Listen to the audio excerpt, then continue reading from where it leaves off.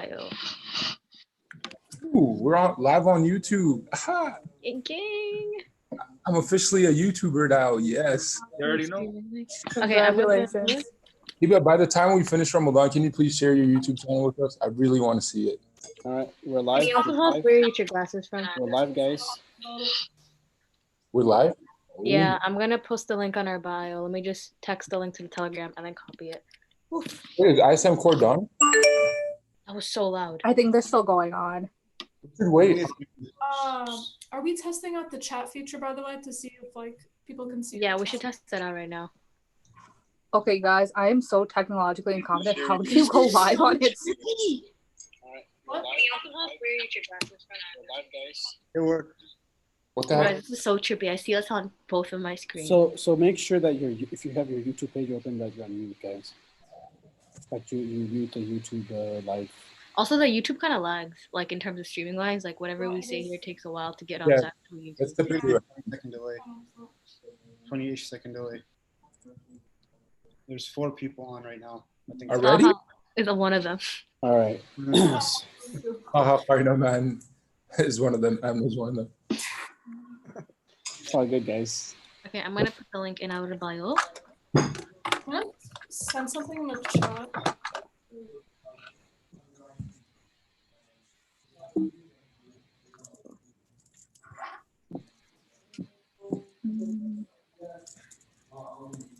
So how's everybody's day going? Alhamdulillah. How are you guys doing? Alhamdulillah. Rabbil Alameen. Good. I think we should begin with just introductions. Probably slight introductions. Yep, let's do that. Amna, would you care to? Yeah, I'm just waiting for court to finish because they're still going on. Oh, are they? Make Yeah, sure a I'm couple on more Instagram right minutes. now. I'm putting the link thing in our bio so people know. Inshallah. Okay, y'all. I have like a position where we can see all of us on live. What's so should I just go on poppin'? it? Brand new whip just hopped in. I got options. I passed that back like Stockton. Just joshing. I could spend that holiday locked in. My body got. Okay, give me- toxins. What's that, Nader? What are you posting? It's a poem I created before Ramadan. It's a poem you created before Ramadan. Nadia, the login info is on. Wait, the isn't that Diaz like? Yeah. You, I caught you. Is- Martino. This kid shaved his head for no reason like yesterday. Look at Oh my lord. See, it's all about the likes. He wants likes, so he's becoming infamous. He's doing anything for the likes, man. It's not even Anything for for YouTube. likes. It's just for fun. Can we start with like a midnight snacks type of deal?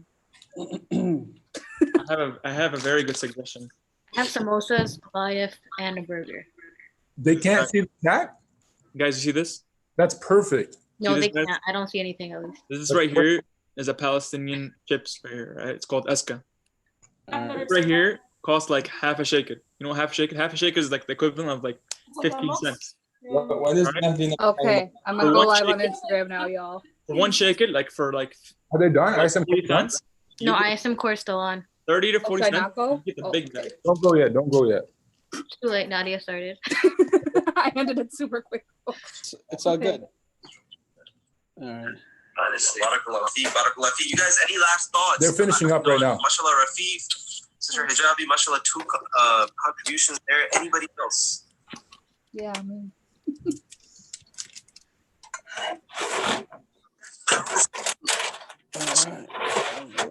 Like some of the scholars, they point out, you notice the first 3 verses are in the third person. Alhamdulillah Rabbil Alameen. Yeah. Ar-Rahman Ar-Rahim. Maliki. You're Someone all in turn the that third off. person. All of a sudden, My apologies. Thank you. It's a bit too loud for my ears. We get it. You're old. I was about to say that. What my joke? The comments are coming in. All right. On YouTube? The S key, mashallah. All right, man. Share this link. Get your peoples on. Invite your peoples. Let's get the party started, inshallah. My mom's gonna be. I hope. Wait. I'm gonna show my mom tomorrow because she's leaving right now. Can I go? I mean, core's still going on. They're all. Oh, They're finishing up. They're wrapping up right now. So All right. Yes or a no? yo, I want more atayif, bro. Or as the Get more Palestinians- Taif. Chatayif. Then get more. Not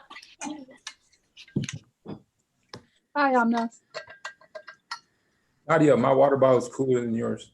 Oh, yours is definitely cooler. Look how many times I dropped this thing. Oh, can you see the dents? I don't know. Look Yeah, at the but where's your bottom. water bottle, dude? I actually do have a real water bottle. I just let him grab it. Also, Way to kill the planet. Look at that. Oh snap! That looks. Are those cheese or Joe's? both. Ooh, Oh, that's fair. Yo, are you guys cheese or nuts people? Nuts all the way. Nuts. Nuts. I agree with nuts. The only time it's acceptable to. Okay, I'll stop. Astaghfirullah. We have a famous vlog for tuning in. Guys, follow Dia's vlog. No. Do we have to? Do we have to follow that vlog? I got the Nader. This kid's wild, bro. Hey, I won't lie. I mean, maybe we could use him to create some videos. He's got some skill, look like. Dude, he has an editor. Like, there's someone that edits his videos. Oh, he pays someone for it. I don't think he pays. One of his students is really good at editing, so he makes one of his.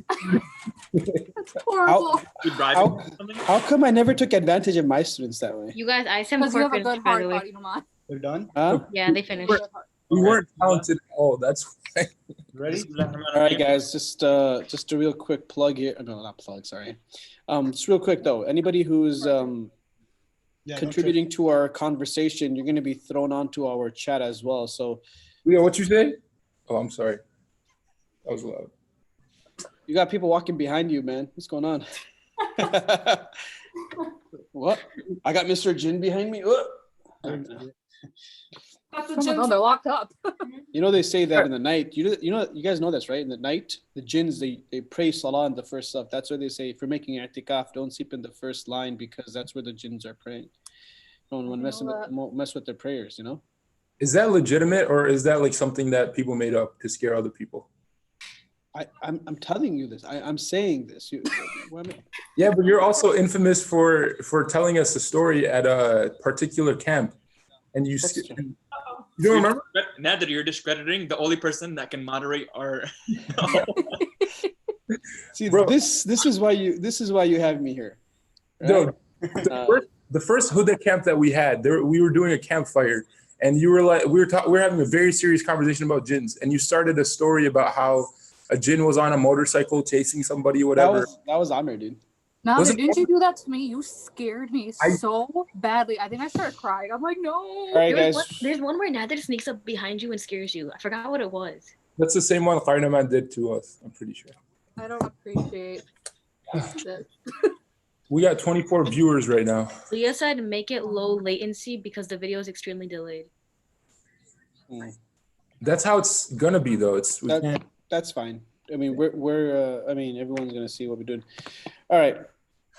So you guys want to get going? Yeah, let the Instagram live going.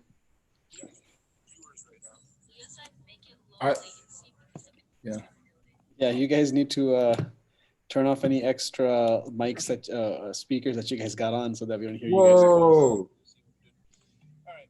Oh, I'm sorry. Okay, I'm reading the chat. It's crazy. Guys, do me a favor and mute your YouTube page. If anybody has their YouTube open, please mute your YouTube so we don't hear it twice. We don't hear ourselves. I think we're good now.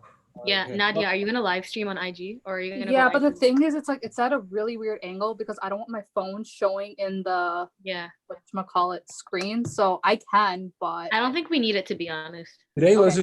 we'll move on without it today. Yeah. All right, yeah, let's just y'all, do I made a this. whole stack of books over here for nothing. Like, I should have taken a picture of my setup. It's fine. We'll let But you yeah, up. let's get it rolling. All right, let's look at All some right. of those. Let's look at some of those comments coming in. Okay. Should we start off with intros first so we can Yeah, talk let's do that. once more introduce Let's ourselves? go. Let's do it. All right. Assalamu alaikum wa rahmatullahi wa barakatuh. My name is Amna Javid. I am one of the two moderators, I believe, of the night. But basically today's topic is Iman Slumps, part of episode 1 of Ramadan Radio. Inshallah, we'll go more into the topic after everyone introduces themselves. Yeah, that's it for me.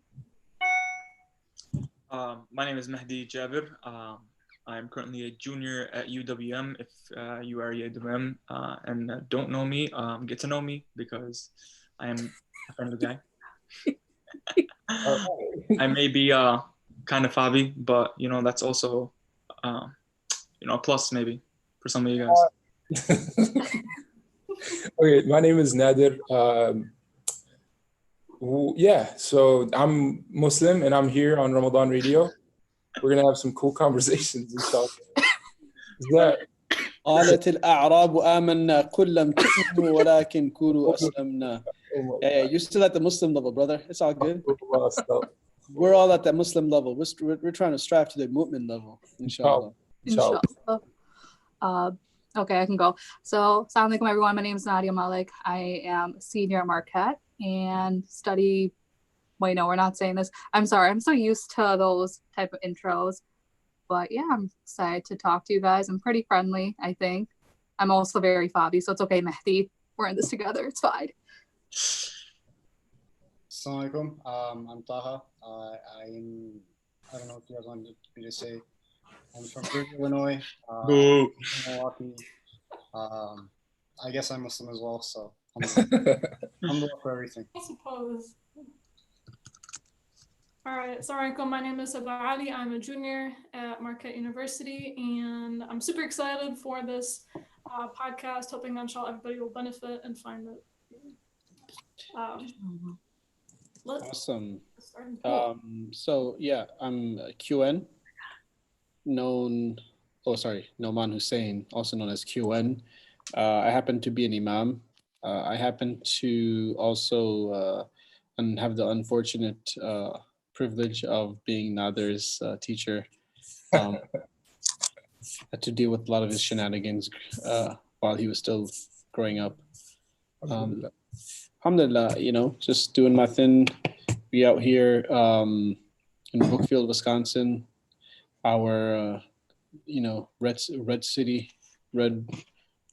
What are you saying?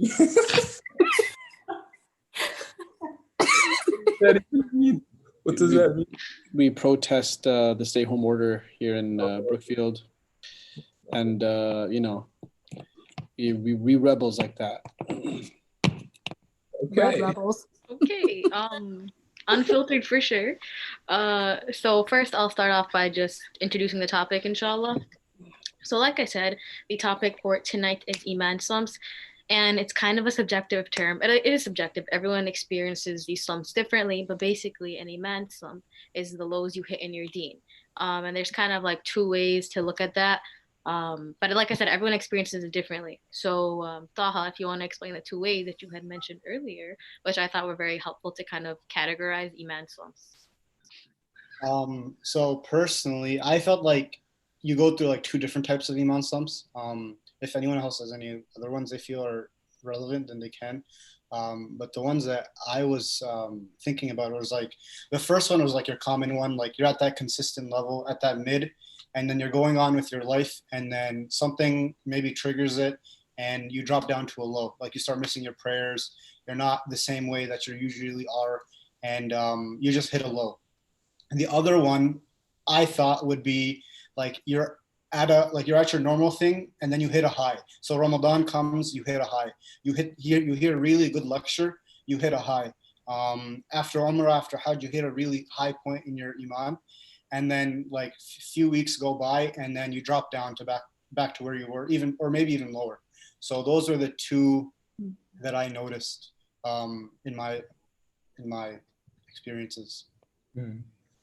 So for me personally, and I mentioned this like when we were speaking about this before, for me, Iman slumps tend to come interconnected with, you know, my sort of unfortunately like sinning, right? Like if you commit a sin, unfortunately, then at least for me personally, I tend to notice that my Iman tends to be lower after that. And I don't know, I had this analogy of sin and Iman being sort of like oil and water, right? Like two things cannot intermingle no matter what. So you cannot be like doing these, or let me watch what I say carefully, but you can't expect to have your Iman at an all-time high while at the same time you're going clubbing and drinking, whatever the case may be, right? At the same time, like you can't expect yourself to be like memorizing Quran or like, you know, reading Quran, even if you're at the same time like listening to music and stuff like that. So it's like two things that can't really intermingle, and sinning really tends to really be the catalyst for my Iman slumps, at least. That's what I feel like. Going off of what Nader said about Iman slumps, I feel like it does interconnect with sins. But for me, Iman slumps, if I had to define it, first I would have to define Iman, right? For me, like, or Iman is like belief in the unseen, you know. And when is that at at its lowest point for me? That it's at a lowest point for me whenever I, like Nader said, commit sins. And I think it's important to know that even though you do commit sin, or how bad the sin is, there's always a way to bounce back from it. And the way I bounce back from it is in multiple ways. And we will get into it later, but I just thought I should define Iman for everybody, in my opinion. Yeah.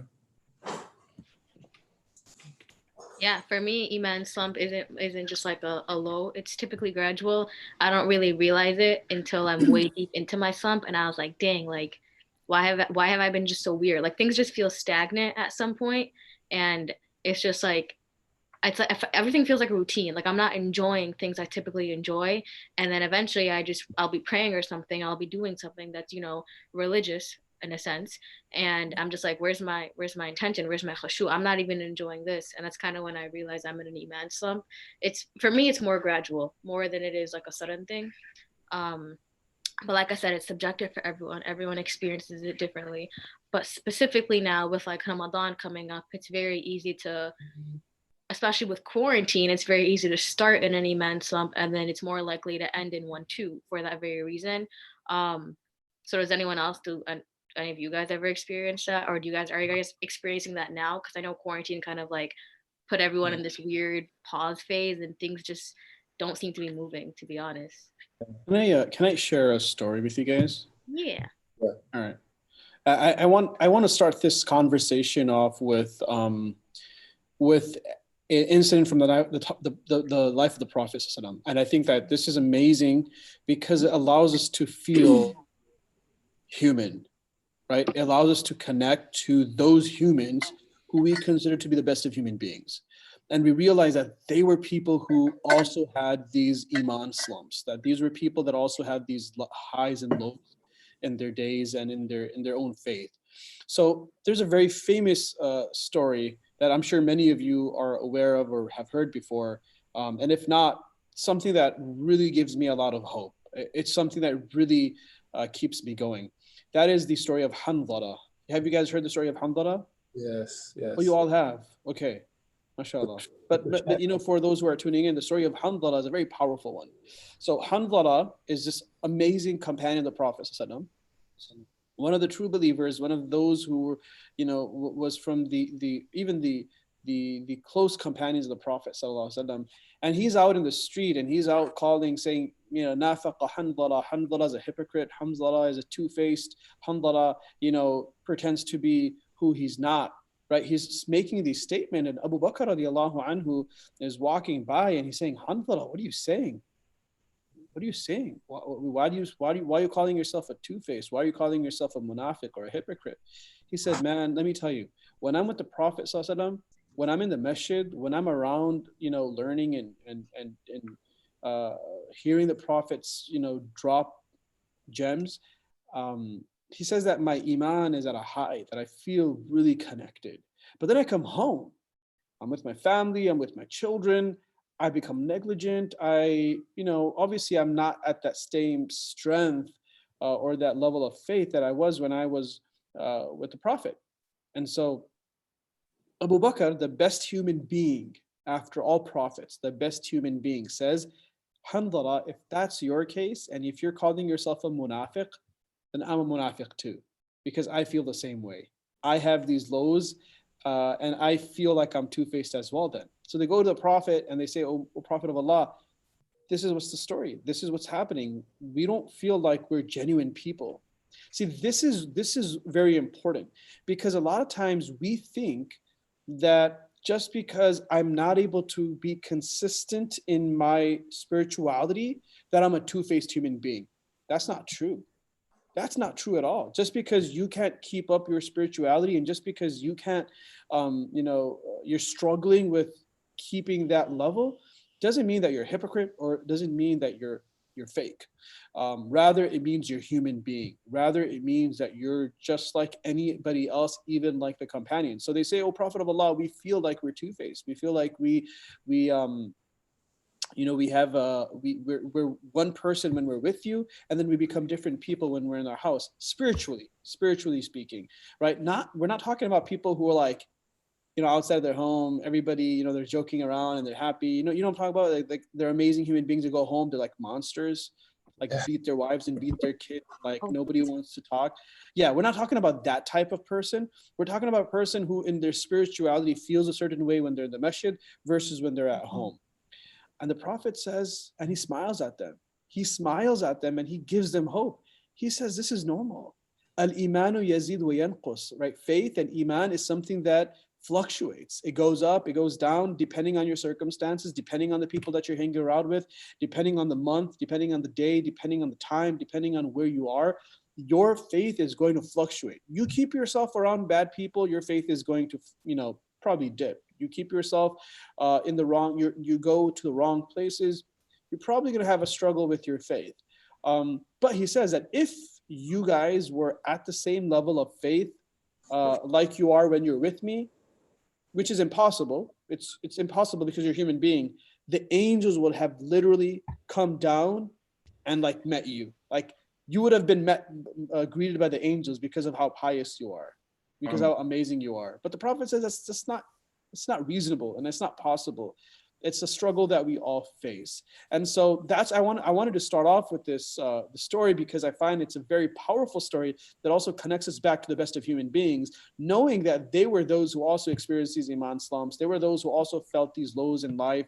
And this is where the Prophet is addressing them that, hey, listen, it doesn't mean you're a munafiq or a hypocrite. You're going to fall. Sometimes we fall hard. But when we fall hard, it actually helps us get back up again. And when we get back up again, we strive harder, and inshallah we get better. So that's I wanted to share that, and I want our those viewers who are tuning in, if you guys can share some of the thoughts. There's what do you define as Iman slump? That was a question that was put in, but how do you define Iman slumps, and what does that mean to you? Go ahead, inshallah, share your comments. Anybody who is contributing, if you'd like to join our chat as well. We can do something, right? Maybe All right, so I actually wanted to mention something while you are typing in the chat. But you were mentioning how the Sahaba felt that way, but at times even like prophets of Allah subhanahu wa ta'ala, like I'll give you the example of Prophet Ibrahim alayhi salam. وَإِذْ قَالَ إِبْرَاهِيمُ رَبِّ أَرِنِي كَيْفَ تُحْيِي الْمَوْتَى قَالَ أَوَلَمْ تُؤْمِنْ قَالَ بَلَى وَلَكِنْ لِيَطْمَئِنَّ قَلْبِي, right? So I mean, this story is fascinating to me because Prophet Ibrahim was what? He was Khalilullah, is that correct? And the close friend of God. Right. He literally spoke to Allah subhanahu wa ta'ala. And yet here he is, he's saying like, Ya Allah, show me how you revive the dead. And then Allah subhanahu wa ta'ala asks him, he's like, do you not believe in me? Like I literally speak to you. He said, yes, but just so my heart is content. It's like if prophets of Allah subhanahu wa ta'ala needed that affirmation and needed that like sort of reassurance that like, hey, like, yeah, Allah subhanahu wa ta'ala is capable of such feats. Like, who are we, the lowly human beings who don't have any of that? So it's like, subhanAllah, it's very, very interesting that you mentioned that. Jazakallah for sharing that story. I don't think, however, it was a lack of or a low of faith though.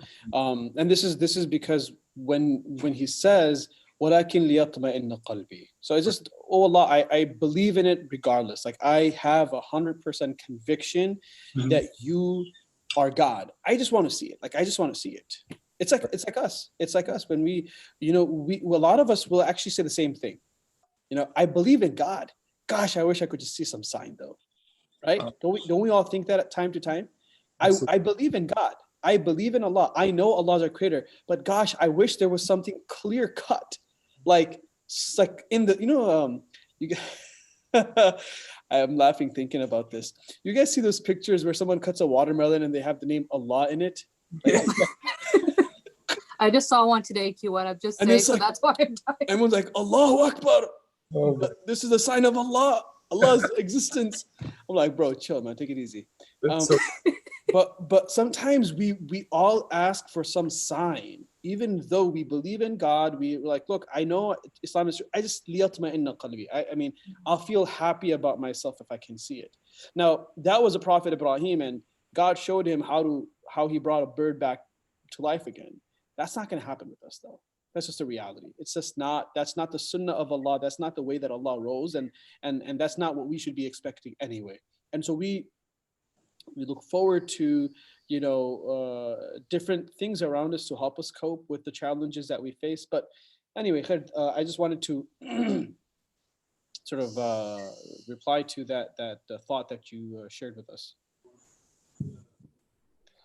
question. I have a question for you, man. Yeah.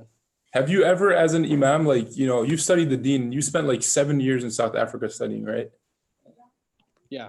8. So have you ever experienced like Iman slumps? I'm sure you have, but I'm curious to hear like how you did to maybe get over that, or what you did to, deal with that situation. Yeah, I mean, look, man, everybody experiences lows in their faith, man. Even imams, even scholars, even those who are meant to lead communities. And that's why a lot of us imams have mentors, because there are moments that we fall.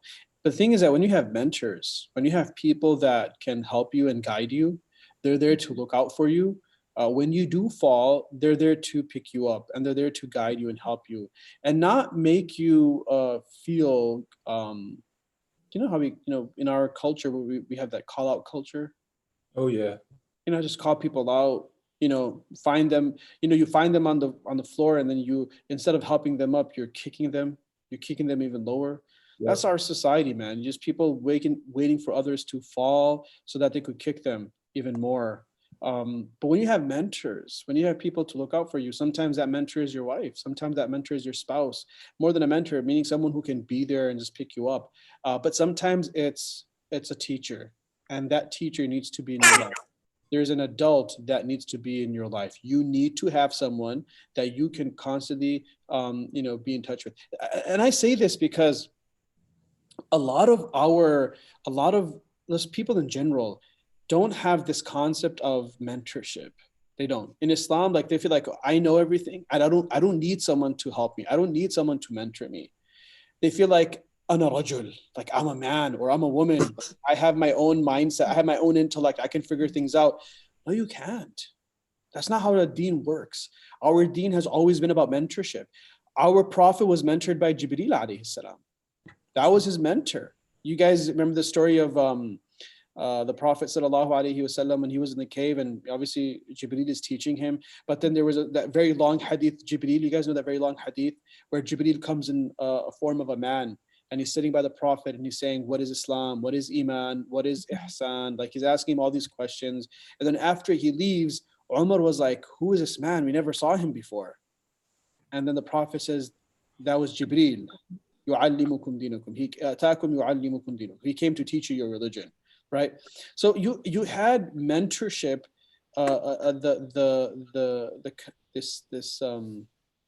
this tradition of mentorship right back to the Prophet sallallahu alaihi wasallam. And so when we, anybody, including me, when we hit that low, it all comes down to, number one, you need to recognize. When you don't recognize that you've hit rock bottom, like, if you don't recognize that you need help, it's not going to happen. You're not going to find help. You're just going to keep losing control of yourself. The question comes in: who should be this mentor? This is really important, because people look for the wrong mentors, or will have the wrong mentors. The mentor has to be someone who's knowledgeable, someone that you personally can connect to and relate to. Like, don't go look for someone that you can't connect to. Don't look for someone that, like, you're not on the same wavelength with. Like, someone who's more knowledgeable within you, someone who can help give you good advice, someone who's good company, and someone that you're easily relatable to. Okay, those are a few things. Does it have to be a scholar or imam? Not necessarily. No, it doesn't. It just has to be someone that may be a good human being, a good Muslim that can give you help time to time. So there are, I mean, you just got to find those people. What is it? You guys, if I had to ask you guys, what would be qualities of a good mentor? What would you guys say? What would be a quality of good mentors? I mean, go ahead. Okay. I would say someone who is patient with you, which would be really important, because at least for me, if you need to be my friend, you need to be very patient. I'll admit that. And I always appreciate that. Okay, thanks. That was shade, bro. Yeah, we're not friends now. It's okay. But anyways, the thing is, it's when you're confiding in someone, you want to go there. And I think this is another characteristic, is that you're not going to feel judged, that they're going to be there to genuinely help you. And to be really patient with you, because it's not easy to become a better person overnight. It's a journey. And like we said, I mean, it just fluctuates. Our Iman fluctuates. It's a very normal thing. And you need someone that's going to be ready to help guide you and not be condescending when it comes to these times.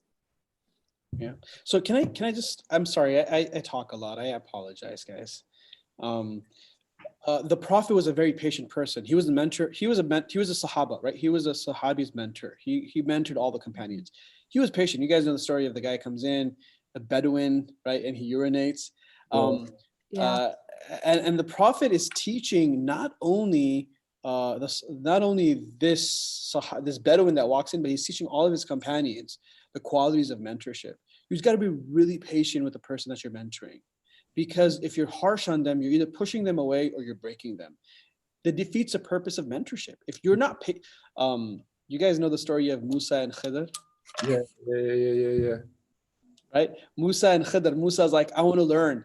And Khidr's like, no, you can't. Like, I'm not going to be, you're not going to be able to study with me. And Musa says, no, I'll be patient. No, I won't ask questions. Right? And they go on this journey, and then what happens? I mean, it didn't last long. It didn't last long, right? It ended very soon, because Musa alayhi salam couldn't stay quiet when he saw the wrong happening. So he couldn't ask him questions. But yeah, so that was great. Patience. What else? What is a quality of mentorship? In my opinion, like you said, anybody that's relatable. But the most important thing, honestly, is anybody that can rub off on me in a positive way. Rasulullah alayhi wasallam said, al-mar'u ala dini khalili, which directly translates to a person's on the way of their friends. And if we had a question in the chat which said, do we have any mentors, right? And if you are comfortable sharing it, would be great.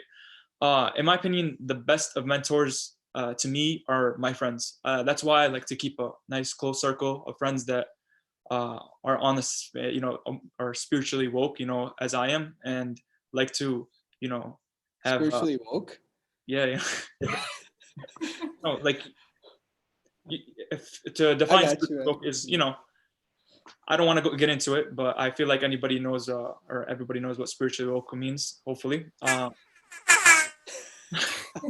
that you? That was not me, but that was well needed. Are you still doing that? That was me. I got you, Todd. That was good. Keep going.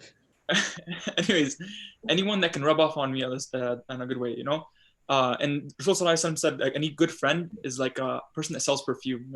If you don't buy from their inventory, you will, their good scent will rub off on you. And anybody that's honestly, in my opinion, they rubs off on me in a religiously positive way, where they motivate me to do better in religion, and I kind of like look up to them. To me, that's a mentor. That's somebody that I like to ask advice to. If I would say some people like or in this Zoom chat, like Taha and Nader, I sometimes go to them, asking them for advice. MashaAllah, they're very spiritually woke. And alhamdulillah, I can rely on them to like share with them anything, and I can rely that they will listen to me. First of all, be patient, and if they have an answer, they will like give me advice for it. Alhamdulillah. So I think another good quality to have is trustworthiness. You have to be able to trust them. if I tell them something, a problem that I'm having, that's like personal, that I don't want people to know, or just to discuss between me and the other person, I need to be able to trust them like 100%. Like they're not going to let me down. And yeah, I think trust is a very, very important thing. I think So yeah, no, sorry, man. I'm just gonna throw it to No, you. you're good. Trust is, yeah. I mean, this is such an important point. You know, as an imam, I can't say how important this is. People come to me all the time for, like, let me tell you, really crazy stuff, like out of this world stuff. But they come because they have the sense of comfort that my secret is safe. But there are other people who won't come to me because they don't feel that. Oh, yeah, you put your phones on silent, guys. Yeah. So there are others who may not feel safe because maybe they don't know me, they haven't interacted with me. I don't know if I can tell this person something. But being amana, right? Amana is actually a really important aspect of mentorship. The Prophet says a sign of a hypocrite is 3: that when he speaks, he lies. When he's given something, when he's entrusted with something, he makes khiyana. What's khiyana, guys? Betrayal. He betrays that trust. And when he speaks, he lies. So he speaks, he lies, he betrays his trust, he breaks his promise. These are signs of a hypocrite.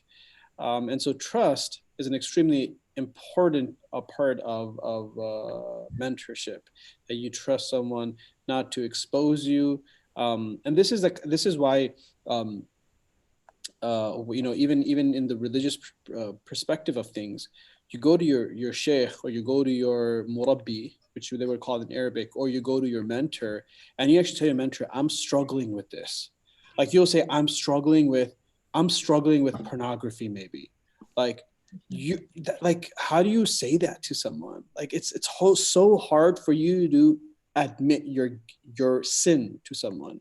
But you're admitting that sin, or you're sharing that sin with them, not because you're trying to expose yourself or you want them to expose you, but because you know that this person may help me and can help me get over this addiction that I have.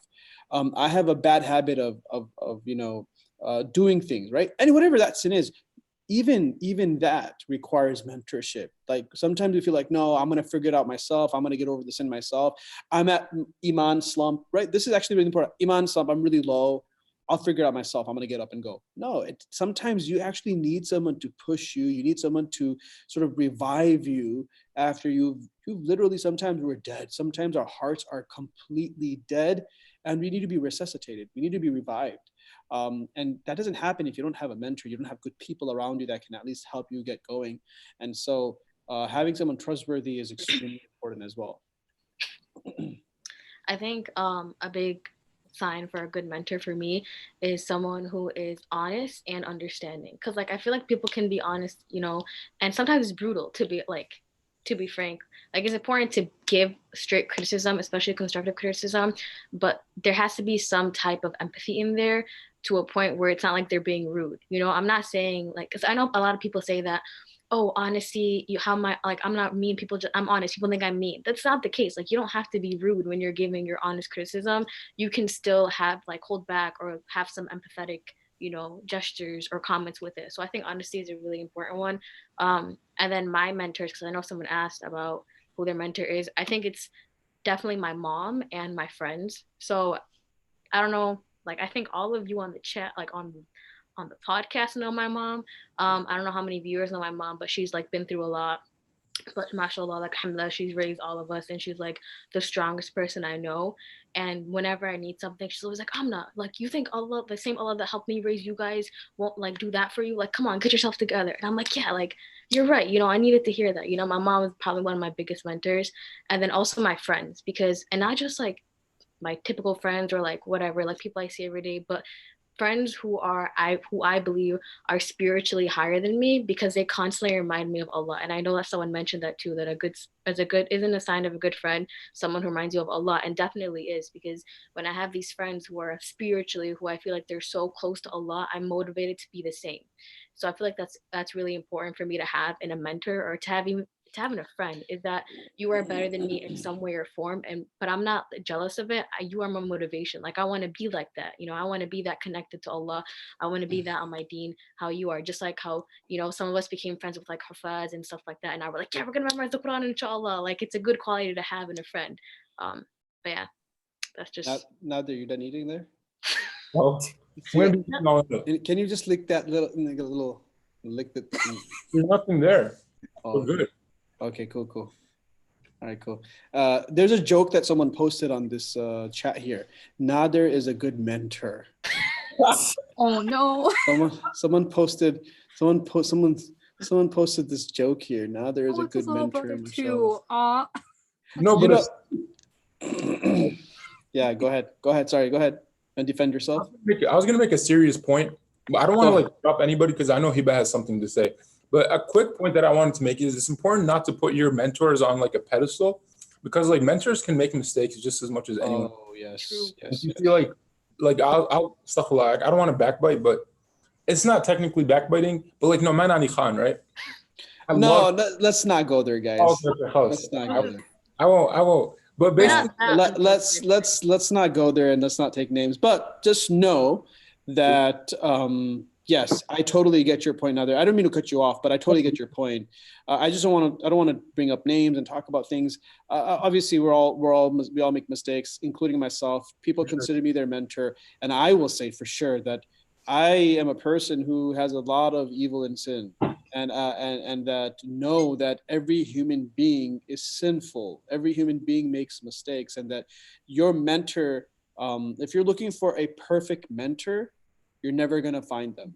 You're never going to find a perfect mentor. You need to come to terms with the fact that any person that you take as a mentor is going to possibly make mistakes. We hope, however, they don't, and we hope that we don't see those mistakes, because sometimes for us to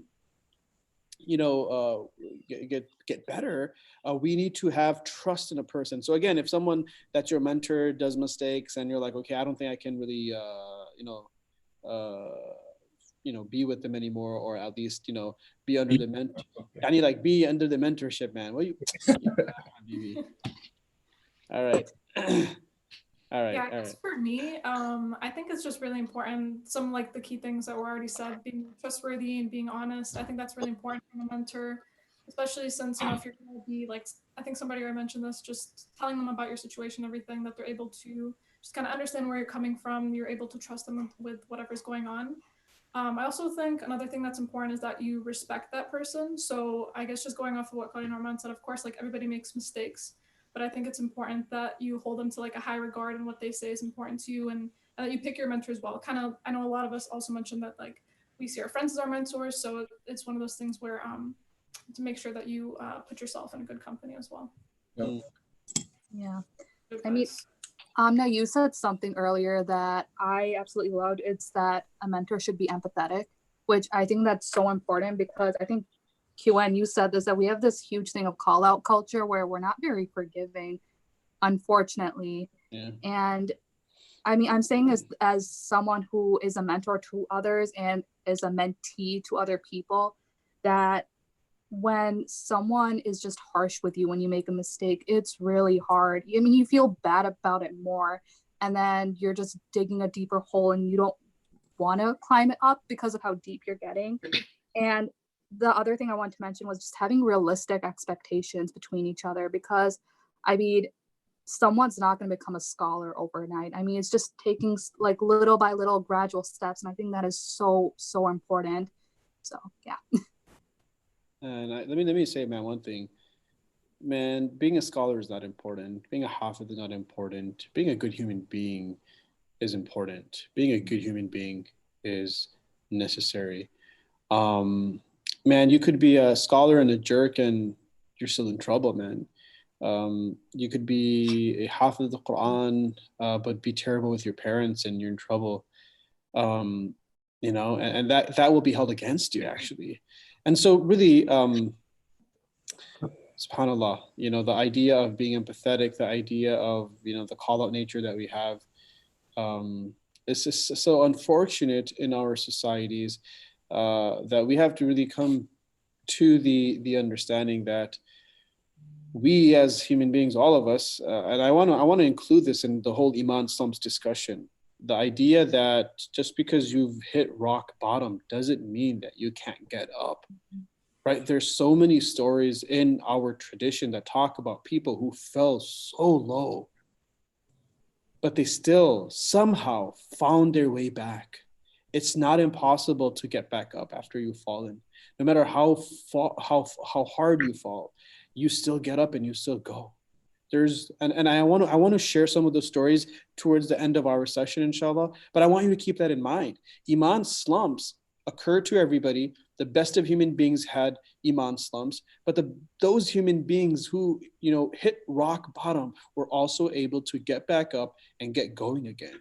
And sometimes we need a catalyst to help us do that. Ramadan is a perfect catalyst for us to do that, where it's what gets us going. And so we need to do this, inshallah. Say Sheikh Khabir is here. He's gonna met you, Nader, bro. He's saying Sadia is bribing you, or you're bribing Sadia, saying I don't know why I'm always the one being attacked, man. It's like depressing. I'm gonna make dua, inshallah, and make sure that people. Nobody trusts you, Nader, man. Everybody's. I think I'm trustworthy. It's whatever. Everybody's questioning you. Do you know the story about Malik ibn Dinar? I'm sure you know it, but that's like a really good story to mention sometime, like during this talk. Sure. Why don't you mention it? You brought it up, man. I can mention it towards the end, but you're cool. gonna. Cool. Okay, so we got a couple definitions of Iman slumps. So someone said it in the chat, and I have an anonymous one. So the chat one was, I think of Iman slumps as like a writer's block. I'm writing a great paper and everything's going great, and then boom, nothing. Getting out of that block is challenging and requires a lot of practice. And then the anonymous one, which honestly kind of hit because I felt this. An Iman slump is, okay, can I define an Iman slump as doing good and going out of my way to try and do good for other people and the community? But when everything is said and done, I go home, I still don't feel like a good enough Muslim. And I feel like that's a really strong way to kind of like put together Iman slumps, because, like you do all this stuff, for the sake of Allah and everything. And then you go home or you just are by yourself and you're like, man, like, am I even good? And I feel like that's a huge part of Iman slump. So I guess the next question for everyone here would be, how do we address that? How do we go and find solutions to these Iman slumps? Because when that feeling hits, it hurts a lot, because you just end up wallowing and you're just like, man, like, what's the point? Like, dang, I got really deep, but like, that's the point, like, what is the point of all this? So I guess the next question is man, can I share something just very powerful? Yes. That helps me, and that I thought that would give us all some chills, inshallah. Chills. Allah Akbar. Allah Akbar. It happened, guys. It happened. I took off my earphones. The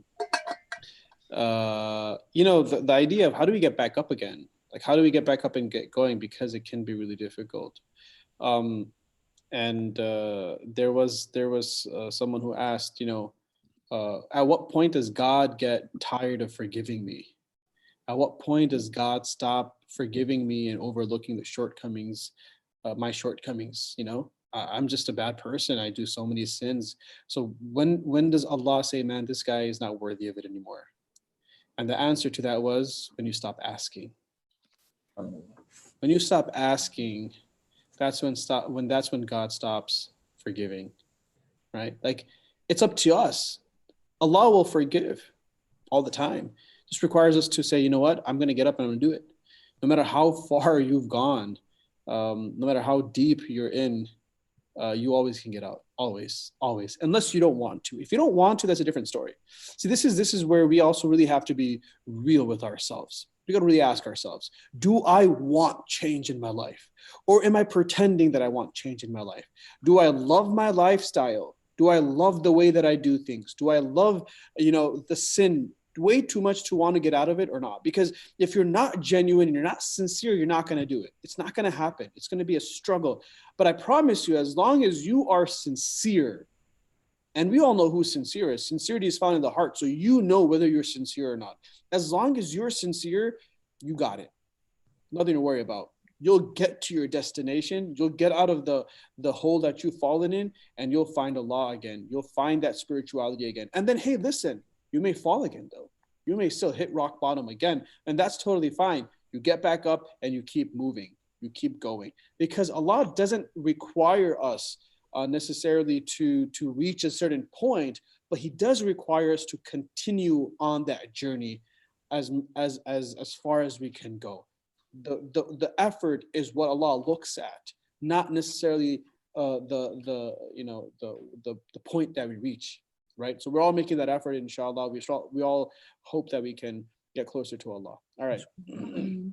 There's a really good question in the chat. I'm sorry to interrupt, but do you think pressuring someone to become a better Muslim, they said to get up, but I assume they meant to say like to become a better Muslim. Do you think pressuring someone to become a better Muslim is a good or bad idea? I think they meant like you know how sometimes there's like the haram police, like who and sometimes in a very uncouth way, they'll be like very, try to. That's not prophetic, man. That's not prophetic at all. If that's the question, like, should you be a jerk about it? That's the question. Is that the question, Rami? Is the question, should you be a jerk about like telling someone that they're wrong or that they're doing something bad? Absolutely not. That was never the Prophet's method. And instead of bringing them closer, you're actually going to push them further. So you've defeated the purpose, and you've lost already, So I don't know. What are your thoughts on this? Guys, can I speak less and you guys speak more? I'm sorry. I'm talking. Okay, just kind of speaking on that. So I'll kind of share some personal experience. So I was never always a very religious person. I mean, high school, whole different story. And then when I came to Marquette, I mean, that slowly started to change gradually. And when I started wearing hijab, that was something that for me, it was a really big decision. I mean, some of my family members were completely against it. And, the most interesting thing for me when I started wearing it was I got a lot of discouragement from Muslims, and I got a lot of encouragement from non-Muslims, which I thought it was supposed to be flipped around, because I used to wear a turban. I took a very gradual steps to do it. I used to wear a turban and a little, just gradual steps, because that's just how I work, I think, and that's how I think it's gonna stick longer, because I'm not gonna change overnight. But it hurts when someone says well, why are you wearing it like this? I mean, it's not actual hijab, it doesn't count. And I've heard that before, and it hurts, because I'm like, well, is it even worth trying then? But then at the end of the day, I mean, this is also kind of going back to how I deal with my Islam slumps, is I just remind myself, why am I doing what I'm doing in the first place? And one of the methods that I do is I'll just sit down and I'll write a letter to myself, and I'll read it a month later. I do it every month or before starting some major thing, before the start of a semester, or before, I don't know, taking a big exam that's coming up. It's just small things like that. It's just renewing my intention of why I'm doing what I'm doing, instead of just following it like a sheep. Yeah. So, man, oh God, there's another question that came in, but I need to say this, man, and I say, sorry, Nader, stop, man. I'm sorry. There's just something keeps coming in my mind. I need to share. I don't want to, I don't want to kitman al-ilm and I can hold back knowledge from you guys. You know what I'm saying? I'm going to share what I got, the little that I got at least. But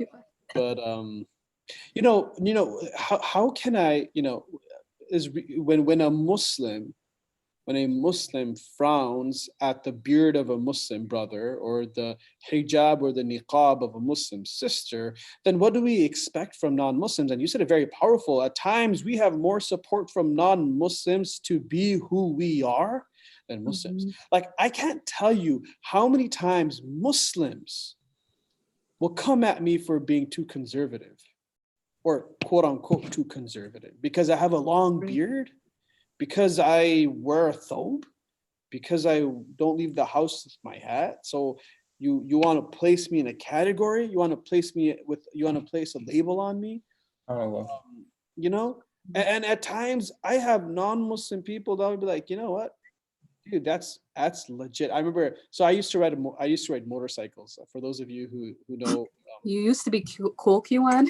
Oh, So I owned a few motorcycles, and so I used to ride. And I remember it was funny because the masjid was down down the road from my house, and so I had a really bad habit. Don't do this if you're watching. I never wore a helmet, astaghfirullah. But I remember I was riding down the street with my with the bike, and I come to the light, and I'm in my thobe. This is how Nader, you remember this? Yeah, I do So remember. I used to ride with my thobe on and, pick it up and sit down and we used to go. Well, this guy rolls up next to me, this random Caucasian white dude. He looks at me. He's like, this is my first time ever seeing a Muslim riding a bike. That's so cool, dude. Keep it up. I was like, man, that's pretty legit. And whereas Muslims be like, yo, why you riding a bike like that, man? Why you got thobe on? Take it off, go wear some riding gear or something. Actually, someone in the chat actually wrote right now, this is very similar to what you said, Qari Noman. Ammar Khan, he said, my Muslim friends made fun of me when I wore a thobe to school, but my non-Muslim friends were so interested and kept asking me about Islam, and they complimented me. You know why? Because we, there's this, I'm going to say it. There's this inferior complex that we all have in America, Muslims in America. Yeah. We feel inferior. And because of that, we're shy to show our religion. We're shy to show people what our tradition is about, because we're scared what people will think. We're scared what other people's have, what they think about our tradition and religion, and so we want to pretend like we fit in. That's a problem. That's a problem. When I was at Six Flags once, I was at Six Flags and we had to like pray Asr or something. And I remember we were fasting and I was just like some of my Muslim friends and I was like, yo, like we got to pray quick, blah, blah. Like I'll take off my jacket, just pray here.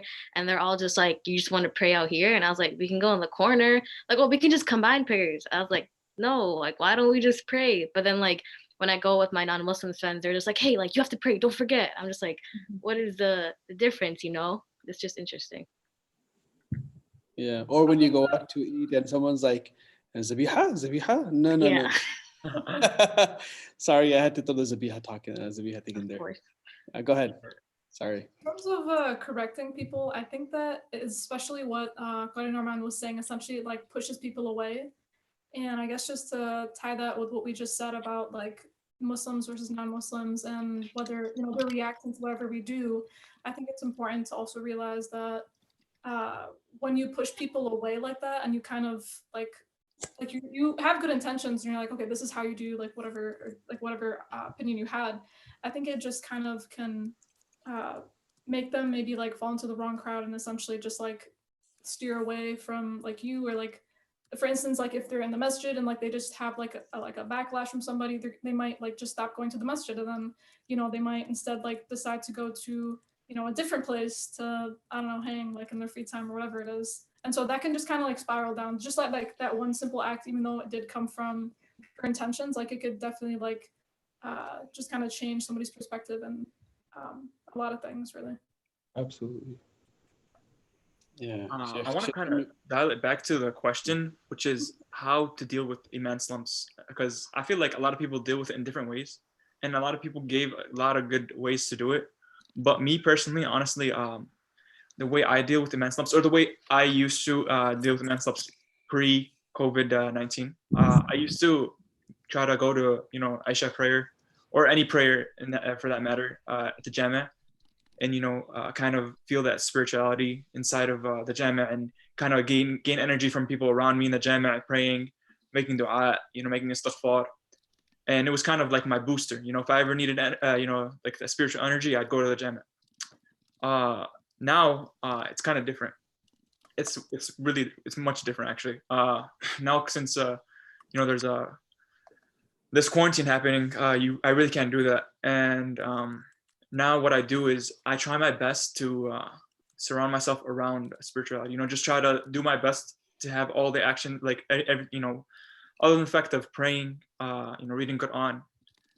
I like to build my iman even higher, so I don't really depreciate it in any way. So what I do is I try my best to listen to different shuyukh and what they have to say about the issue, or even about other things. And right now I'm mostly listening to Qari Noman's different series and his Quran recitation, and I'm also listening to a lot of ISM core things, but most of all, what hit home with me is like Omar said Ayman's speeches in his series. I like the way he speaks, and I feel like everybody has that one person or a couple people that they can go to kind of regain that spiritual energy and that Iman. And I thought it was important just to explain the way I deal with Iman slumps. MashaAllah. I think it kind of goes back to what Q1 was saying about mentors. And it's not just mentors, it can be friends. Finding people that have that checklist that we made earlier of the different things, trustworthy, honest, forgot the other ones. But you get that checklist of your ideal person, your ideal friend that you can go to for whatever problems you have. Like Qari Noman said, you're struggling with pornography. I trust this individual. I can go to them and kind of discuss the issue, and he or she can help me get back to the place that I want to be, or get to a point where I want to be. And if you don't have someone like that, it's really important for you to I don't know exactly how, alhamdulillah, I personally do have people that I can trust. It's important to go seek it out. Don't be satisfied with where you are or the people you are around. If you're around bad company, it's very important for you to go and be around company that improves you as a Muslim and improves you and makes you closer to Allah subhanahu wa ta'ala. Can I just throw something in there, Taha? Don't wait for your mentor to come to you. You need to find a mentor. A lot of us are waiting for the Imam, like Sheikh Hamid, to come and say hey, you know what? Why don't you join the core and do things? No, sometimes you need to you need to step up yourself and say, hey, I need you to mentor me, Sheikh Amir, or I need you to mentor me, whoever else you find as a mentor, for example, right? You need to do that. Don't wait for the mentor to come to you, because you're the seeker. You need to go and find that person. But by the way, there's some good questions that I don't think we're getting to here. There was one about Zahra had a question about, I think Amna was going to talk about it. Which one? I think Amna was going to mention one of the questions in her. There's a question from Zahra. That was the one that, okay, go ahead. So I just wanted to make sure we didn't miss anything. Yeah, no. So the next question is by Zahra. It's in the comments. Is there a sign that you're being overly ambitious, or is any goal a good goal in terms of improving your deen, no matter how quote unquote big?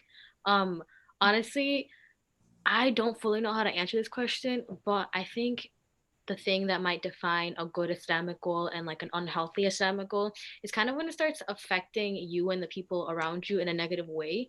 So when it comes to fixing yourself or, improving, if you end up being, and this does happen in some cases where you're just constantly I have to perfect this, I have to perfect this, I have to perfect this, but in a way it's almost controlling other people because of you trying to fix yourself, or you tend to go to more towards arrogance, or it's I'm fixing myself but they're not. I feel in that sense it's not necessarily a good thing, and that's kind of when it becomes unhealthy. But otherwise, I don't anyone correct me if I'm wrong. I don't know if there is, any way to say that and a good Islamic goal can be overly ambitious if it's not having those negative effects. Correct me if I'm wrong, please. Yes. Something I think for goals overall, I think it's better to have small goals that are consistent. I think there's a few hadith that Prophet ﷺ mentions that a small goal that's consistent is much better than a big goal that you stop doing later. So I think a lot of times us as Muslims, we have our hands of trying to put our hands into so many different things. For example, in Ramadan, we have these schedules. We want to read Quran, we want to give donations, we want to do adhkar, we want to pray tahajjud all night, we want to pray all of Taraweeh. And for Ramadan, maybe you can handle that. But once Ramadan ends, I don't think that's a realistic goal if that's not something that you're regularly used to. I think the Ramadan thing kind of goes along with this, so I'm going to mention in terms of Ramadan. But I think we have whatever schedules we've made for Ramadan, I think it's good to go about it if you can. But if you want to continue something after Ramadan, take 2, maybe 3 acts that you've been doing during Ramadan and act upon them after. Don't go over that. 3 is even pushing it. I'd stick to maybe 1 or 2. Whether it's praying tahajjud that night, whether it's praying all of your sunnah prayers, or all your fard prayers or something like that, stick to 1 or 2 things. It's so like easy for you to get caught up in trying to do everything, and it'll last for a little bit of time, and then you'll end up going maybe even worse than what you were. I really think that consistent 1 or 2 things that you can do is really beneficial. Sheikh Amir is on, man. We can ask him to throw some tips in the comments too. Sheikh Amir. Post Aisha gems. Going off of what Taha was saying, I definitely think consistency is really, really important. Making sure that, if you just kind of like do so much like right after Ramadan, it's just you won't be able to continue that. I think another thing that's important going off of the question is that you have the right intention. Like if you're doing it for the cloud, if you're doing it to like post on your Snap that, hey, I'm reading Quran or something, to have people have like an image of you or anything, like that's not really gonna get you anywhere, first of all, and also like you're not actually gonna be benefiting like in the long run. So I think just purifying your intention for whatever you're doing and prioritizing it, especially after Ramadan. I know a lot of us towards the middle are gonna have finals, but just making sure that you still prioritize your Islamic goals like over your education. A lot of times it's like flipped, and like you might like, I don't know, skip like something, like if you're doing tarawih or like just like a fard salah, just because you're like finishing up studying for an exam or something. And so just making sure that you're able to prioritize what's more important. Exactly. There's actually a really interesting question from the comments. It's from Sadia, and he says, how do we bring people who are scared of their faith closer to Islam? For example, praying at school and you tell your peer to come pray, but they are too scared to show others that they are Muslim. So I actually have a lot of personal experience with this because I'm from Oshkosh, Wisconsin, okay? And thing is, there's not many Muslims around here, or at least that I know. Thanks, QN. Whatever, anyways. So just being brought up here, I have always felt the need to become Western, which was a really hard struggle for me. I mean, I was almost ashamed. I don't like saying that, but there was a point in my life where I was ashamed to say I was Muslim because there's so many things going on. But then later what I realized, it's that this Western society that we're living in, I mean, you guys probably have heard of Orientalism or just secularism, that is drilled into our society, that we should be ashamed of our religion, which that's something that we need to get out of our hearts, because Islam is such a beautiful religion. It has these amazing solutions for all of us that when I started practicing more, I didn't want to stop, and I wanted to keep going deeper and deeper and deeper, because just the way that I was brought up, it was, you're going to go to med school first, you need to get a good job, like maybe you get a good husband, make sure he's not too religious, but somewhat religious, And now when I'm just able to think for myself, I'm just thinking like, you know what, it's Islam that's giving me the motivation to do well in school so I can help other people, because helping other people is something that I get rewarded for, which is really big. So I guess my advice for whoever your friend is, or if you yourself are a little ashamed of practicing Islam in public, is that understand that the Western world isn't really much. I mean, there are people right now who are protesting against this stay-at-home order. Do you really want to be like them, or do you want to be able to proudly practice your faith? Because if you love Islam, then you're not really going to care what people think. I mean, Islam's not there for you to blend in. You're meant to stand out. Yeah. That's very, very, very powerful stuff, Nadia. And just like to add to what you said, I think it really, it should stem from within, because a lot of times what happens is we ourselves are not very proud of, like Qari Noman said, we have this like self-loathing attitude, unfortunately, because of all this media attention, negative media attention that we're getting. But our religion is so dope. Like, it excites me so much. Our religion is so dope. Muslims have been able to accomplish so many things in such short amount of time, right? Like, you look at the Sahaba, they are some of the most amazing people. You look at some of the Islamic scientists, they invented and discovered some of the most, I was going to say scientific things, but they push the boundaries when it comes to science. They push the envelope. I think that's what the saying is, right? But I think it stems from within. If you yourself are proud of being Muslim, and you will go and pray in front of people without, caring about what other people think about you, without giving it a second thought at all. Other people who are not as confident as you in their religion will see you and they'll be like, man, like this person is confident for a reason. Like, let me explore that. Let me see why they're confident in their faith to this extent. And just seeing someone who is confident in their religion makes you more confident in your own faith. So I think developing ourselves first and foremost and becoming role models for other people is a big way to do that, inshallah. This deserves the sound effect, by the way. Yep. Kind of going off of that, and also like I know Sadia. I'm sorry. I did. God. That was really delayed. Why? I'm gonna take this man Zoom away right now. But this is kind of like, so Sadia like had asked you how do we bring people who are scared of their faith closer to Islam, and then it was interesting because Omar Sayed said there's an argument that people don't need physical examples such as hijab and thobe to be portrayed as good Muslims, just act like a good person. Isn't that sufficient? And I think that kind of answers Sadia's question in a way, because it's like Nader said, like your actions is what's going to bring people closer to Islam more than your words and more than anything else. There's I think it's a hadith, a story, one of the two, correct me if I'm wrong. But basically there was this man who was making wudu and he was making it wrong. And maybe it was the Prophet Muhammad, maybe it was Sahaba, I'm not sure which one. But they saw, I'm pretty sure it was the Prophet Muhammad. Yeah, okay. But they saw him, this guy making wudu, and he was making it entirely wrong.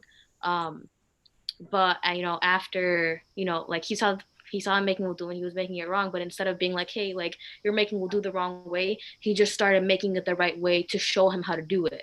So after that, that man was like, oh, like I did it wrong, and he redid his wudu. Like he never told him directly like, hey, what you're doing is wrong. He just showed him through his actions.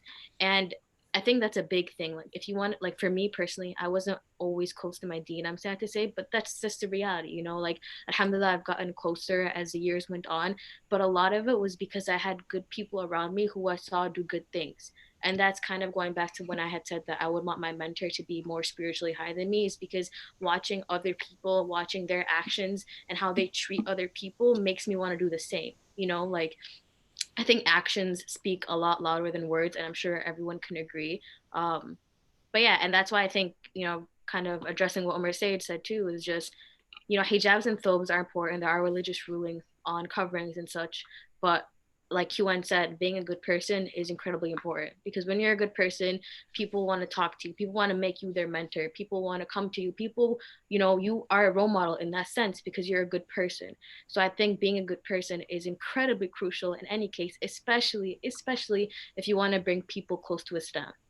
So I guess I want to just add a little bit to this here. Look, whatever is an obligation in our religion is an obligation. Right. We have to understand that. And whether we are able to fulfill that obligation or not is a different story. But what's important, though, is that, when we talk about people who have they're on the journey of hijab, or they're, whatever, okay, well, I can, I'm a good Muslim, so what are you worrying about? I don't have to wear hijab, or I'm a good Muslim, I don't have to have a beard, or I'm a good Muslim and I don't have to pray. I mean, people say that all the time. I'm a good human being, so I don't need to pray. So we also have to make sure that we're not using this good human being argument to try to push away the obligations that we have. Those obligations are necessary. If we're not able to fulfill those obligations, that's because we're weak and we're on a journey. I don't judge someone because they're maybe behind me or even in front of me on this journey. There's journey of getting closer to God. But what's important for all of us to understand is that I'm weak, and it's okay to be weak. I'm unable to do it. And yes, I'm struggling with it. I'm working towards figuring things out, inshallah. But once we start becoming complacent, and when we start saying things like, I'm a good human being, so I don't need to worry about anything else, that's when things start becoming problematic. That's when things become a little bit challenging. Now you start questioning, why God has obligated certain things. And you sort of try to start making religion into something that is comfortable and appeasing to you, rather than what God wants from you. So yes, there's one way that we look at it ourselves personally, and the other perspective how people look at you. So when I look at someone, I'm not looking at them because I'm judging them. I'm not supposed to use they're not wearing hijab, so they're a bad Muslim. No, I don't have the right to do that. But on the flip side, from your own perspective, we have to make sure that we're not using this argument that I'm a good human being, so I don't have to do X, Y, and Z. That's a very dangerous path to go down. So there's two different perspectives to keep in mind here. So I just wanted to address something real quick that was in the chat, just because there's like a long strand about it, and it was brought up by one of the people in YouTube chat. Is like, what if it's like, it's not about you being ashamed of being Muslim? What if it's about you being not good enough, right? And basically saying like being scared that people would judge Islam because of you, right? And some people were commenting saying like, you know, but good people, a good person is not cool thing nowadays. And I just wanted to make a quick comment about that, which is, although some people might view it that way, in my honest opinion, I feel like the good people, or like the most respectful people, are people that show you respect, and doesn't necessarily mean like they're cool, right? But they're someone I respect and someone I look up to not necessarily be like, but I would like to hold the same respect as they do for myself as I do to them. And I just wanted to just make that quick comment because I thought it was important just to make sure that, you know, being cool doesn't necessarily means you have respect. It just means you have like a status quo in society. I think this was a really good question. In terms of the aspect of people judging Islam because of the actions that you do, I think people will judge you no matter what you do. There's this meme that I saw of a man walking with his camel, and he had his wife with him. From what I can remember, essentially like His son, yeah. His son. I don't remember exactly what it was, but same thing. Yeah, I got you. Yeah, there were like different like clips where like whoever was with him was riding on the camel, and then he was riding on the camel, and then they were both walking and nobody was sitting on the camel. And essentially, long story short, each time like somebody would look at that situation and say something negative. Like people will always have something negative to say. So I guess no matter what you do, you know, whether like, I guess it depends on the action, but if you're just like praying in the hallway, or if, you know, if you're fasting or something and people just like don't get that vibe and they're like hating on you for it or whatever, like, oh, why do you starve yourself, or like whatever it is. I just think it's just a matter of just sticking to whatever you believe is true. So I guess just doing your own thing, like it is just honestly hard to not worry about what other people think about, to not really take their opinions into consideration. You know, so that the Arabic that's with this says, you know, kalamun nas la yanfa'un nas. Like, it doesn't matter what you do, people are gonna say something. Like, you got to stop caring what people have to say about you, because people will always criticize you for anything that you do. Exactly, and it is really hard to do that, honestly. Especially no, you're fine. Especially for like teenagers, I think, especially like in high school, there's just kind of the standard in a way. As for the first part of the question, in terms of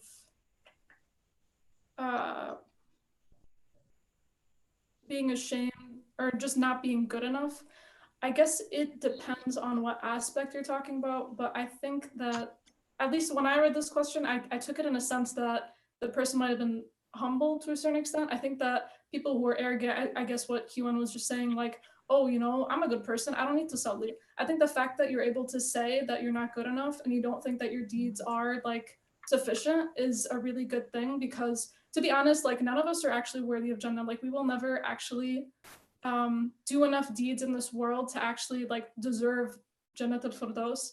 And I think that the fact that you're able to ask that question and like come to that realization is an amazing thing. I mean, long story short, we won't be good enough, but it's the amount and the effort that you put in. So just being able to try your hardest in like whatever aspect it is, if it's like salah, if it's, you know, fasting or whatever. I kind of went on a tangent, but I hope that kind of answered some part of your question. Yeah. So I know that this conversation could go on for a very long time. And there's a lot of questions, like really good questions that are coming in, a lot of conversation that's going on, which is amazing. But at some point we got to, I guess, Go to wrap up at like 12:30. 10 Wanna more wrap? minutes. I think All right, we we- can discuss we them in can- the next you know. We can do that, next yeah. time on Monday. I just did want to say though, there is about 50 people watching, but only 17 subscribers. What does that mean, guys? Man, Oh, fake. No. That's it. That's all we're saying, bro. No. That means like they forgot to hit the subscribe button, so they need to do that. At the beginning, subscribe and comment down below, guys. Give it a like. Give it a thumbs up. Yes. Yo, We should finish answering this A question little first, plug, yeah. and then we Go should ahead. just. So let's answer another question. I think people should just just for the sheer fact if they think the is better than that. If people like it, like Oh my that's how we'll god. know the is better than that. You know. That's Like, right there. you You know what? I'm gonna go like it. it, make different accounts, and just keep liking it for that matter. Oh, what is wrong with you, bro? What? you just spitting facts at this point. Sorry, Nader, you are not the superior Shamut.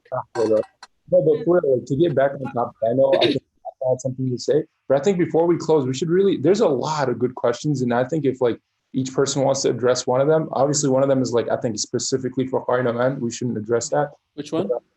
Some of the other ones like are really good questions. We could do like a rapid fire kind of a thing where each person. Let's do Unless- rapid fire. Sounds good. Yeah. Questions. Go. Nader, Taha, you guys can take the lead on these questions, and then maybe Q1 can take that one really good question about ethnic discrimination. I think. I think Amin had something to say, and then we could do that. I just wanted to add to that last question about the what if it's not about you being ashamed of being Muslim versus about you not being good enough. And whoever commented this, like, I don't know if he means in terms of like Islam, like in terms of like Allah not being good enough for Islam and not being good enough for Allah. But an important thing to remember is that like Allah is the most merciful, you know, like he has forgiven people for endless sins. And like I said this when we had our Jaron, and I'm just going to repeat it again because when I heard this, it kind of hit me, you know, like the people of Quraysh were the worst people at the time, like in every way, politically, economically, like socially, everything, you know, like the Roman and Persian empires didn't even want them. Like they were that kind of the low of the low. But Allah subhanahu wa ta'ala sent his best teacher, the Prophet Muhammad sallallahu alaihi wasallam. He sent the best book, the Quran, the best teaching method in like segments. Like Allah can forgive them without them even asking it. Like imagine what he'd do for you if you asked. It kind of goes back to what Q1 had said earlier, like Allah only stops forgiving you when you stop asking, you know, like I think like being good enough, and that's a fear that we all have. That's a huge fear we all have, that are we even worthy of Allah's mercy? Are we even worthy of his rahmah? And that's a serious thing to take into consideration. But it's all about like just ask. Like Allah will give you what you ask for if you're sincere. Like that's something that I think is really important to mention, that you're always good enough in Allah's eyes. Like please don't ever forget that. So yeah, that's it. Go ahead. I think you had something to say. I was kind of waiting for Nadia. I just wanted to say, like, connecting to the Iman Slumps topic, I think it's important that when you are at that low, that you remember that Allah subhanahu wa ta'ala is there for you and that he is, you know, all merciful. And just remember that, you know, you're not alone in this, and just to reach out and like make dua, you know, whatever's going on. That's really important to remember. So there's a really good question, Qari Noman, that I think you if you want to address. But before that, I'll address like maybe like a question. Someone said, how do you show people that what they're doing is not cool? Kind of a weirdly worded question, Sadia, but the point that I think you're trying to say is like, how do you advise your friend to become a better Muslim? I think I may said it. Means how do you advise your brother to become a better Muslim? I believe in this. I believe in Ramadan Radio. Actually, I'm done with this. But no. So I think when it comes to like advising people, at the end of the day, there's so much that you can do. Like hero, like this here. What's this hero complex? Like we want to save the day. We want to like, you know what I'm saying? Unfortunately, like Allah yahdi man yasha. You know what I'm saying? Like Allah guides whom He wills, whomst He wills. I think. Whomst. That's a word. Poor Nader, he's just getting roasted left and right. Okay, go ahead with your whomst. Go ahead. I think what Nader's trying to say is you shouldn't play hero ball. Yeah. If you don't, like, you know, in basketball, when somebody grabs the ball and starts playing as if like they're best one on the court, or they can win the game, you shouldn't do it if you're not like you can't do it. You know, don't give advice if you really can't give it. Sure, I agree. I mean, it doesn't hurt to give advice, but at the same time, there's nothing more than you can do. You can't really put yourself in that person's life and like, you know what I'm saying, like force them to become better Muslims. You advise them, you're there for them as a friend, but that's it. Like that's what you can do. Qari Noman, there's a question that says, how do you deal with discrimination within the different sects of Islam? I think this is a really good question. Yeah. Nuanced answer is what we need right now. Yeah. How do you deal with discrimination amongst different sects? So look, the idea is that the Prophet ﷺ, when you look at the seerah, the Prophet ﷺ was never a jerk with anybody, right? He never discriminated against anybody. The Prophet ﷺ, even with his own time, the Prophet knew. So there's like, oh, we're on the haqq, right? And I think that different sects are going to have that mentality that we're on the truth, because that's why we're following this particular sect, because we feel that it's the truth and we feel that we're going to follow it. However, the Prophet ﷺ knew the munafiq in Medina. The Prophet knew the hypocrites in Medina, but the Prophet never called them out. The Prophet never named them. The Prophet ﷺ never attacked them. The Prophet never came at them. The Prophet ﷺ didn't do that very specifically. The hypocrites, who were worse than the disbelievers because they fronted as Muslims, but they were what? Deep down inside, they were fake. They were evil, and they were kuffar, and they were disbelievers. But why doesn't the Prophet call them out? So the reason that he doesn't do that, the reason he doesn't fight them or battle them or discriminate against them, is because he does not want people to think that that Muslims are attacking Muslims, or Muslims are killing each other, or Muslims are discriminating against each other. And unfortunately, today in the world, this is what we find: Muslims killing each other. Right? You have groups like ISIS, or groups like, the extremist groups that will kill Muslims more than anybody else. Why? Because they don't follow, or you don't follow my type of religion. You don't have my ideology. You don't, practice what I believe is correct. So we go ahead and we make them kafir. We go ahead and we call them disbelievers. We go ahead and we, this is another thing, right? Just calling people kafir left and right, and calling saying about people that you're not a Muslim anymore, and this and that is very common as well. And this is very unfortunate, because we don't have the right to label someone a kafir or a Muslim. We don't have that right. We're not God. We are not God to say you're going to hell or you're going to paradise. Only God decides who's going to hell and who's going to paradise. However, we do have principles. We do have principles in our tradition that tells us that those who follow these or that live their lives within this parameter, in line with these principles, they are the people of paradise. But do we call out particular people and say these people are going to hell? No. We could say if people have X, Y, and Z issues, or X, there's this and this could be a problematic scenario. This could be a scenario where God is going to hold you accountable. But also that doesn't give us right to discriminate against anybody, even non-Muslims. We don't have the right to discriminate against non-Muslims. Forget about Muslims. We're not allowed to discriminate against those who believe in another God or do shirk with Allah subhanahu wa ta'ala. We are taught to still honor and respect those around us. Yeah. So there was one thing I wanted to mention, because I know we are kind of running out of time, and I mean it's running a little long, but there's one Quranic verse that I absolutely love, and it's Innama al-usri yusra, verily with hardships come ease. I know everyone has heard of that, and that's something I always have to remind myself, because for me, slumps kind of equal to those hardships or whatever else that you're facing. So I mean, if you are even facing just trying to find someone to be your mentor or whatever it is, the one thing, okay, I have very limited Arabic grammar, so all the Arabs here, please correct me, but the word ma is over there, which means with, which means that this solution, it's not going to come after you go with this hardship, it's going to come with it, which I think that is so powerful, because if you think about it, that means Allah subhanahu wa ta'ala has got your back no matter what. So if you just raise your hands and you pray to him, I mean, this is Ramadan, this is the time to get your Quran out, to read and to pray and to beg Allah subhanahu wa ta'ala to guide you to be better. I mean, that's just one of the wrapping points I wanted to add before we get off.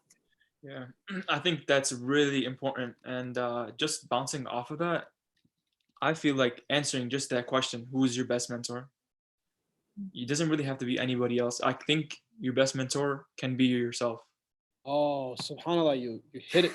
The prophets, no. I say this because do the noise. You know what the prophet said? Yeah, do the noise real quickly. Oh, we can hear it. We couldn't hear it. Louder. Put it by the mic. You didn't hear it. It's a little bit too loud. Yeah, the Prophet ﷺ said, you know, you want to know who the greatest mufti is? The greatest mufti of the world? The Prophet says, istafti qalbak. You want to know whether something is right or wrong? Ask your heart, because deep down inside, you know the answer whether something is good or wrong, good or bad. You know whether something is good and bad. So Mahdi, you know, you hit it. You hit. Yo, let me just bounce off that real quick. I think I need to hit this one home, right? Let's go. All right, so Gonna end off on the the best mentor is yourself, and if you can build that connection with Allah in these tough times, you know, you have the opportunity. We all have this opportunity, in this unique Ramadan, you know, to just sit down. You know, everybody has their personal time, more so than ever right now. You know, just if you can just open a book of Allah, just read His words. You know, whether it is after your prayer, before prayer, in your prayer, just connect with Allah, and just maybe reflect on yourself and sit with yourself and ask yourself what you can do to become, you know, or like to get out of your Iman slump. I think you can just push yourself by yourself. And if you can't, that's when maybe you should, you know, apply the sense of someone else being your mentor into play, and get your Iman, you know, back up. Last thing I want to say is a lot of people ask questions. We may have missed many of them just because, you know, we were trying to offer all our reflections at once. And just for everybody that's watching right now, just know that we will address all these questions on our IG page. And inshallah, like we will, like with the help of QN and all of us, just give you the best of our answers. Just give us some time. Inshallah, by tomorrow, all these questions will be answered. And our next episode is going to be on Monday. Can we do something? Can we do something? Can we have a poll on the Instagram that sort of just like, you know, helps us understand how we did the first episode and what they thought of it, if they thought that they achieved the goal. And then also number 2 is suggestions, a poll of suggestions for our next topic as well. We want to make sure that we're talking about things that people want to hear about. And also if maybe even if someone really wants to be a guest, maybe they could put in a request somehow if they wanted to join the conversation, and things like that too. So we could include other people. I think that it would be fun to have some outside voices and make this a little bit more of a talk show where we can also have you know, because the podcast is pretty much we invite guests too, so we want to get people to come on and join us on the different conversations that we have, inshallah. Yeah, a lot of people had like a long strand. Like one person had a long strand of many things he had to say, and maybe that would be easier if they came on, if they were, you know, if they wanted to. Obviously, no pressure, and inshallah, we'll get many people on here. Inshallah, it's exciting. I hope everybody enjoyed though. Amna, take us away, I think. Oh, dang. All right. Y'all want me to end with a story? You guys just want me to end with a salute? No. How about a joke that we don't laugh at? No, I'm joking. Wow. That's fire. QN. God. I had to end with the firecracker. My bad. Why at me though? Since when am I the target? Well, I don't know. Nader says you make lame jokes all the time. I don't know. Wow, Nader, my jokes are better than his by like a lot. So he's lying. It's Nader. But we established he's not trustworthy. All right, go ahead, Amna. Close us up, man. Close us off. So yeah, what do you guys want? A joke, a story, like? No, not a joke. Surprise us, man. Go ahead. Okay, I'll end with the story because I've been kind of wanting to share this, and I shared it at our dry test run thing. But just to wrap up, like Iman Slumps, like this is a personal story. So I'll try to say it quick, hopefully not too dramatic, because I know we have to wrap things up. But my fall semester of the senior year, like, man, I was in a really, really, really bad Iman slump. Like, I was down in the dumps in every way. Like, for those of you who don't know, like, I was applying to PT schools, inshallah, and everything. And I just kept getting rejected or waitlisted. So I was really down in the dumps for a lot of reasons. And I found myself disconnecting from my dean, from my friends, and my friends can vouch for this too. I wasn't really myself for the longest time. And then at one point I was having a panic attack, and I don't really get those very often. So like I knew it was getting really bad. So I was having a panic attack, and I was basically in our union, and it's right by our musalla. In Marquette, we have our prayer room inside of our massive union where events happen. So I was like rushing to the musalla, like kind of jogging at that point, basically running there. And then we have our chaplain, because our MSA has a chaplain. And because like, you know, I'm trying to be a nice person, he came up to me, and there was like some event going on for like campus ministry. And he hands me this bucket and he's like, oh, they have Quranic ayat in here. And I'm like halfway through a panic attack. And I'm like, yo, I do not like my heart rate was just skyrocketing. I don't have time for this. The last thing I wanted was to talk to anyone, to see anyone. Like it was getting bad. Like I just wanted to go in the musalla and just like get through it. Khalas, call it a day. Like it was meant to happen, you know, like I was that low. Like I hit that point, you know? And then I was like, yeah, whatever. I just took a paper out of the bucket. I was like, thanks, like Jazakallah. And I kept moving and I was on my way to the musalla and I opened it and it was an ayah. It was like a segment of the ayah. And it was in English, but it was Surah Talaq ayah 3, which is indeed like when you put your trust in Allah, He is sufficient for you. SubhanAllah, Hasbunallah. And like the second I saw that, like instantly I cried. Like I just started crying. Like I've heard that ayah so many times in my entire life. Like same with like, you know, indeed with every hardship there's ease. There's so many ayat you hear, but it was in that moment where that ayah just hit so bad. I was like, come on, like I stopped. Like my panic attacks subhanAllah just stopped and I just started bawling instead. Like I went to the masjid, I was like to the musalla and I was like, you know, like reading Quran, praying something. Cause I was like, what is wrong with me? Like I need to put my trust in Allah. Like it was at that moment when I realized that no matter what all my friends told me, no matter what anyone told me, it wasn't getting through my head. I was just, until you can convince yourself of something, it's no matter what anyone says, it's not going to matter, you know? And it was that ayat that completely changed. Like, alhamdulillah, things went uphill after that, but inside, like internally, ever since that moment, I had been at peace. So like, that's just one way I wanted to end like Iman Slumps, because like, if you're in a slump, like you will find your way out. There's no doubt about that. Like just, once you realize you're in that slump, don't let yourself fall deeper. Like it's better to remain like to plateau than hit lower than that. Like there will be a time, like Allah is going to be with you all the time. There is absolutely no doubt about that. Please never forget that. Like for all the viewers here, I don't know how many people are here anymore, but Allah is always with you. And I think that's something to really remember when you're in a man's slump. That's the most important thing is friends, mentors, everything aside, like Allah is there and He is there to listen and He is there to help you. You just have to ask. So that's it. Just wanted to end with that. Thank you all for coming to our first podcast. Inshallah, we will see you Monday. And on Instagram, I posted a story. Please tell me it was like super fire, like, you know, the sliding ones. Inshallah, it was super fire. We worked really hard. And we're also going to put up a poll saying, if you have any other questions, we have our email. You can just DM us too. Anything works, inshallah. But really, really hope you guys like this. But yeah, thanks for coming. This format, yeah, if you guys have any suggestions about the format too, I mean, hit us up, man. We're just trying to do something that is a little different and also can include others. Yeah, you can add me at Qari Noman 88 too. Just a shameless plug there, real quick. Anyway. Unfiltered life lessons, diapers. All right.